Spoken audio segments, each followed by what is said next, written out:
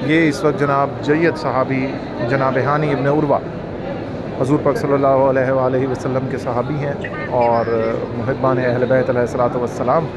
उन्होंने